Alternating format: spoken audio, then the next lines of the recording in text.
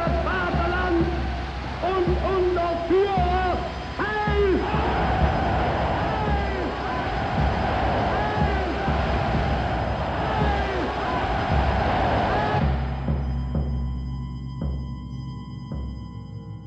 After this speech, Nazi Party officials were flooded with so many membership requests, they had to suspend admissions.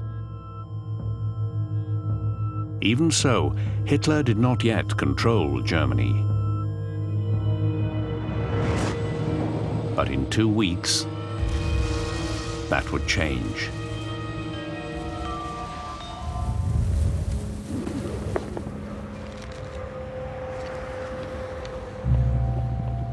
The morning of February the 28th, 1933.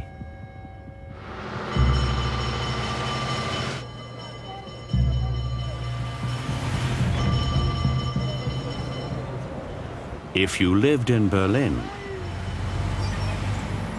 you would have woken to this.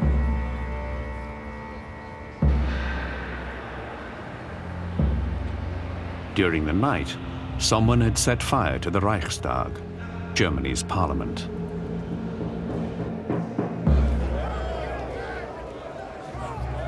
Just now, the revolution has begun in earnest.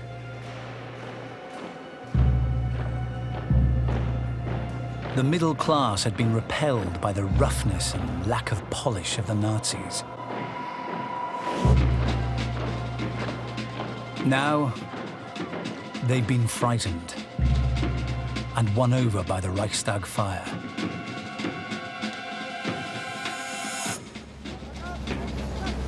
To this day, no one is certain who set the fire that destroyed the Reichstag. But Hitler knew who he would blame.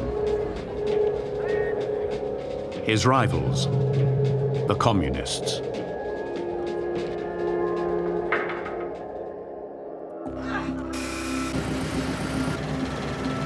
The Nazi press claimed that the Reichstag fire was intended as a signal for communist cells across Germany to rise up and revolt.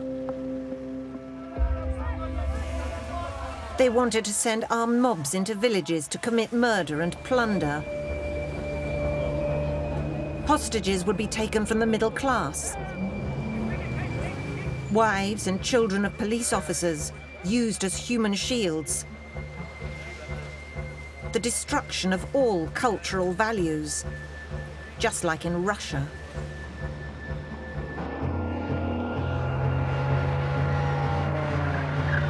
Hitler had invented a communist threat. Now he would use it to crush his opposition.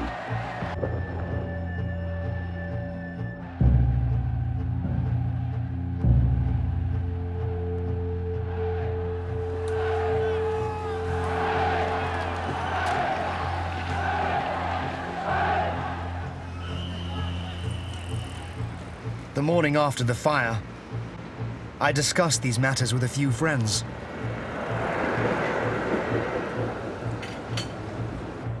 All of them are very interested in the question of who really started the fire.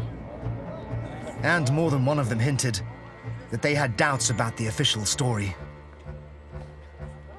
But none of them were bothered that from now on, their telephones would be tapped, their letters opened, and their desks broken into.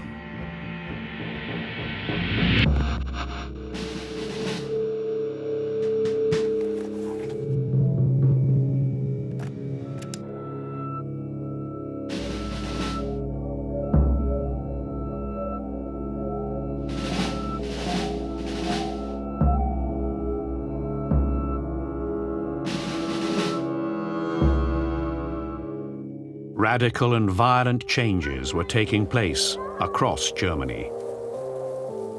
And Hitler had justified them all. This ruthless intervention by the government may appear strange, but we must clean up. The communists have to disappear.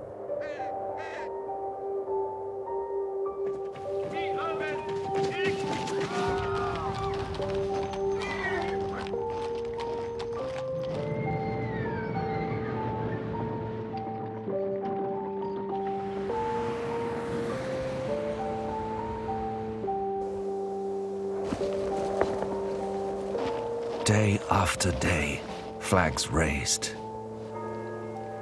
Buildings taken over. People shot.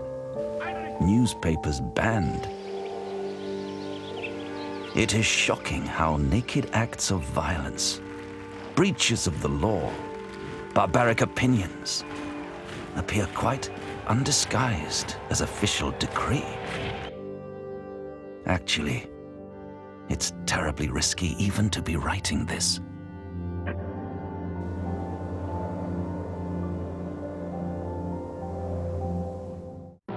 The 27th of February 1933, the Reichstag is aflame. The purported arsonist is Marinus van der Lubbe, a sole perpetrator. Historian Alexander Baha and physicist Kugel have discovered inconsistencies in this theory. Reason enough to reconstruct the crime one more time. Lubbe supposedly entered the Reichstag through this window at the end of the representatives' lobby. At this point, we are already confronted with the first discrepancy. This photograph shows the window in the Reichstag restaurant that the fireman came through. The interesting thing is that the window next to it, which van der Lubbe is supposed to have crawled through, isn't in the photo.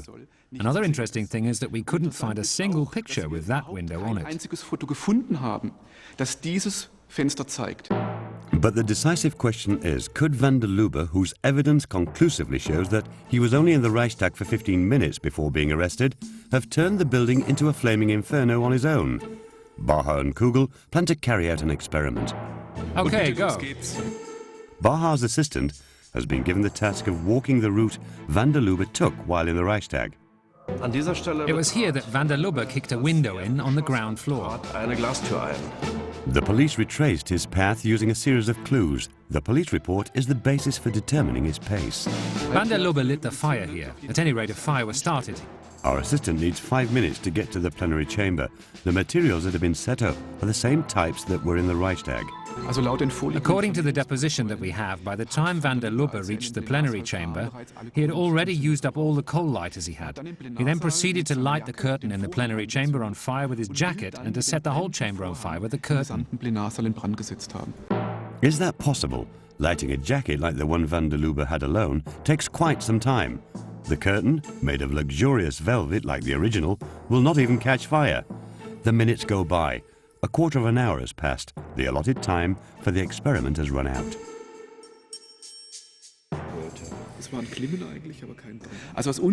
From our point of view, this proves that van der Lubbe would not have been able to turn the plenary chamber into a sea of flames in such a short time with these burning implements. Did the flaming inferno originate in a chemical lab? White phosphorus is a hellacious fire starter. Once lit, it is almost impossible to put out. At the time, white phosphorus, oil and carbon disulfide residue was found in the plenary chamber. At the hearing, this report was never brought as evidence. In the lab, we reproduced the exact mixture that was found in the plenary chamber, an explosive combination. When the chemist applies the phosphorus solution to a kerosene-soaked towel, he has created a chemical time bomb. The solution dissipates immediately and releases the phosphorus. 20 minutes later, the arsonists would be long gone with an alibi. The phosphorus would ignite. Using this fire starter, the plenary chamber will be ablaze in no time. For the researchers, this solves the case of the Reichstag fire.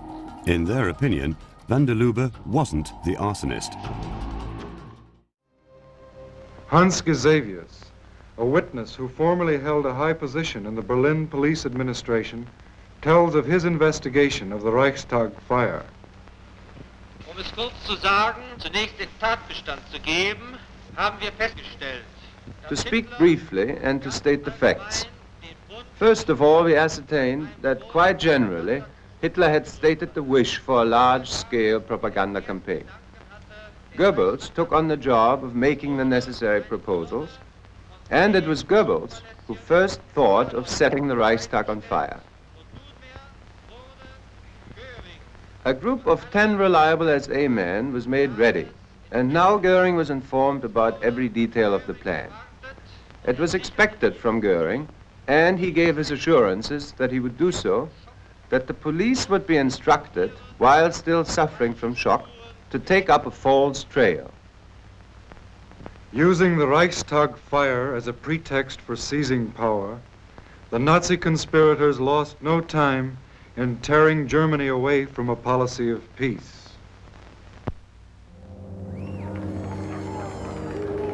It was the 23rd of March. Most communists were in jail. There was no one left to stop the new Nazi majority in Germany's parliament.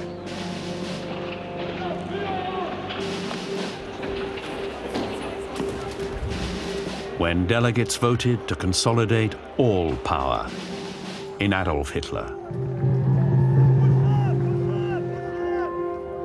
He had been Chancellor for exactly 52 days. And now, for all intents and purposes, he was dictator.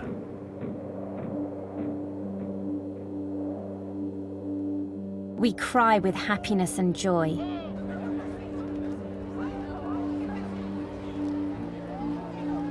All traces of resistance have been eliminated. Enthusiasm grips the entire nation. We can barely believe that our beloved Führer stands alone at the helm of the Reich.